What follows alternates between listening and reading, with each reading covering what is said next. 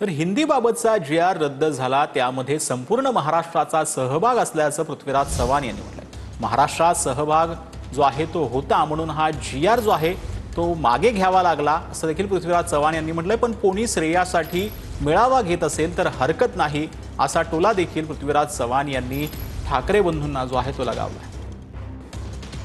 काल ठाकरे बंधू एकत्र आले, नेमकं ह्याच्याकडे तुम्ही एक राजकीय नेते आणि महाराष्ट्राचे राजकीय नेते कसे पाहता? तर हे आंदोलन जे हिंदू विरोधी आंदोलन होतं, तर हिंदू विरोधी आंदोलन नव्हतं, हिंदीची सक्तीच्या विरोधात आंदोलन होतं। हे यशस्वी झालं। आता त्याचं क्रेडिट कोणी घ्यायचं, श्रेय कोणी घ्यायचं, त्याचा भाग आहे। त्याला समजा स्वतःच डेंडोरा पिटायला सुरुवात केली की माझ्यामुळेच झालं तर हरकत नाही, त्यांना अर्थ करू द्या।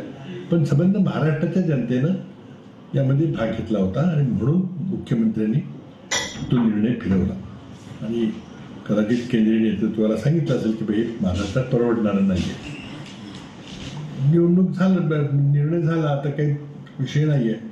आता त्यातून श्रेय घेण्याकरता जर मेळावा घेता असला तर काही आमची काही हरकत नाही, किंवा दोन बंधू एकत्र येत असतील, घरातलं भांडण मिटत असेल तरी आनंदाची गोष्ट आहे। त्याला आमच्या त्यांना शुभेच्छा आहेत। धन्यवाद बाबा। दिनकर थोरात, TV9 मराठी, कराड।